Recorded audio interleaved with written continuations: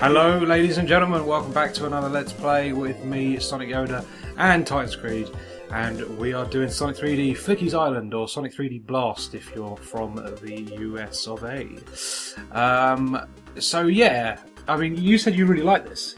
Yes, it's the first, I say 3D, but... Yeah, it's isometric, Yeah. so it's still fixed angle, it's kind of 2D in its style. It's one of those builds up to where they turn around and go, yeah, we're going into the whole 3D view thing. So it's just like, I really enjoy the game. Yeah. No, I've got a lot of love for this game. I've spent a lot of time with this. It's definitely... It's not traditional Sonic. I mean, the mechanics are all still there, but the speed is not the same. You don't really have momentum in this one. No. And as you can see, it's kind of difficult to judge how to hit robots. It's different, I think, is what I want to say. It's not bad, it's just different. It's not bad, it's different. I mean, sometimes different is all you really need. Yeah. Because... I'm going to need some more rings, don't I? First, Yeah, you need 50. You can do them in stages. You don't have to have 50 there and then. Nah, it's fine. There you go, you got it. That's what I need. But yeah, it's different, and Not going to get the gold shield. it's going to disappear by the time I get back out anyway. Can't remember if it does that or not. I don't think it does. Well, it respawns anyway. So. Yeah, well, that's fair enough. But Cool. yeah, as you can now see, we are playing the EU version, Mega Drive version even. Sorry, yeah. That's on Steam. So Yeah, so Mega Drive version is soundtracked by Mr. Jun Sonoy, and the Sega Saturn version has a little bit more graphical detail in some of the levels, and it also has different special stages which are rendered in proper 3D, and it also has a soundtrack by Richard Jakes. So those are the differences between the two. I think me and Pete are pretty much in agreement that we like the Mega Drive version soundtrack a lot more than the absolutely.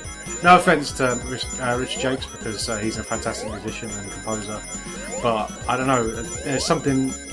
Jun soundtracks are always really punchy, and the themes are really memorable. Yeah, I don't think it's just that. It's just I never had a Saturn. So that's fair. So you probably this just has not been the as only familiar. version I've played. Yeah. No, it's fair enough. I mean, I didn't have a Saturn until a lot more recently. Probably only had one for about 6-7 years, maybe. So yeah, I was not as familiar with it. But I did have the PC version, which is essentially the Saturn one. Oh, really? Fair enough. So yeah, Prior to that. that makes sense. There is a little bit of a difference though with the PC version in that the special stages are actually different. They're still sort of rendered in 3D, but they're not the same layout as the Saturn ones. So yeah.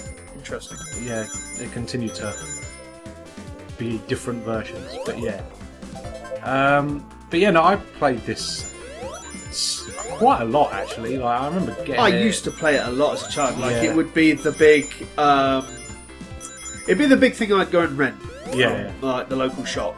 So that's the thing. I mean, it's always one of those things that's close to my heart, you know. Yeah. I got it as a present. Can't remember if it was like a Christmas present or something. Remember, you can home and attack with the gold shield. You know. So if you're near an enemy, like try it next, right? This is the whole point of the gold shield, right? I didn't know. Yeah. Well, here you go. You lost it. Lost it. Basically, if you're close to an enemy and then you double jump, you'll homing attack them. I really didn't know that. Wow. Well, there you go. I'm teaching you things. So there you go. I've completed this whole game before and never known that. Yeah. I mean, you must have known that you'd sort of like shoot down when you double jump. Yeah, I knew that. I knew that. But yeah, if you're near enemies, you'll actually homing attack towards them. So yeah, this is essentially the first inclusion of a homing attack, really. Because, yes, that's true. Actually. So what does it work on bosses? I can't remember if that's. I don't know if it works on bosses. I think it's pretty much just for badniks. But yeah, it's a handy little thing to have because it can be a little bit fiddly to jump directly on the heads of badniks. Here we go. There's the other one. Emerald time again. Yeah, there's 2 emeralds per act because there's a Tails and a Knuckles kicking around, and you just basically have to give up 50 rings and off you go. And just like in Sonic 2, it just resets the entire act with rings. Yeah, which is pretty handy actually. But it does mean that this game is a little bit easy, and I've got to say, I think these special stages are piss easy as well. Oh, they're absolutely easy. Yeah. The Saturn ones are actually quite challenging, but yeah. I mean, they look like an enhanced version of the Sonic 2 Half-Life. Oh yeah. I mean, but they've been doing that for years. Like even the Sonic 4 special stages are essentially riffing on the Sonic 2 ones. Yeah. Well, Sonic 4 Episode 2. Sorry. Yeah, but I hated those because in order to get the actual achievement for getting every ring, you actually needed a second player. Yeah, because you can't control Tails enough to make the beam longer between the two of them. Yeah, those are a bit of an arsehole, those special stages. 2 down, 5 to go. No, it's not bad. Let's go for this level. Yeah. It does mean that we're now on the first layer again, so you have to go around again. Yep. Not all the stages. I can't get the gold shield again though. You can, because it would have reset them. Yep. And so has the wall. That's one. Yeah. So yeah, you can give it a go now. But yeah, no, it took me ages to figure out that did that. I think I did it. I think I found it by complete accident as well. Oh really? That you could homing attack with it. But yeah, I'm not. Yes, I'm not surprised that you didn't know. But yeah, if you go, There's a one somewhere. I think you've dealt with the one down here already. It's up. There's another gold shield. Right, yeah, there's one here. Go and get that gold shield. You go get that shield. You do it now. There we go. I just want to see you do it, basically. There you go. Oh, I thought I just bounced on it. No. Oh, okay. If you go in at it from the side or something, you'll see it. Have we got another one to deal with anywhere?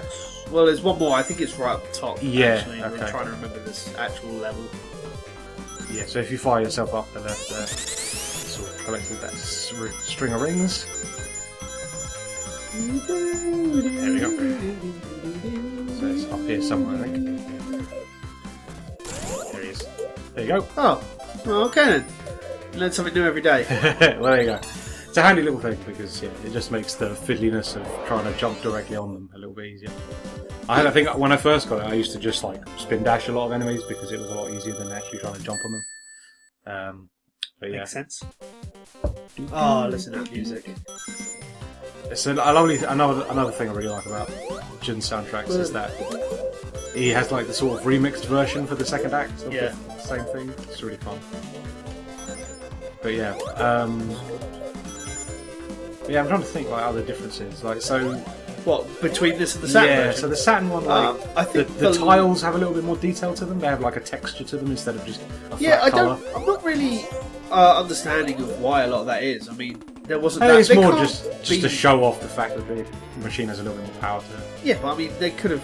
What? There's the Mega Drive wasn't really lacking in that much power in order to do what most of the Saturn does. Yeah, well, no, I mean, Saturn has a wider colour palette, so they can do more detail than that, and flesh the colour out a little bit nicer. And I think, if I remember correctly, there's actually monkeys in the trees that sort of go up and down. Oops. So they just. It's just little details, graphical stuff. It's nothing that changes the gameplay in any sort of important way. It's more just the special stages that are most obvious. There we go. But yeah.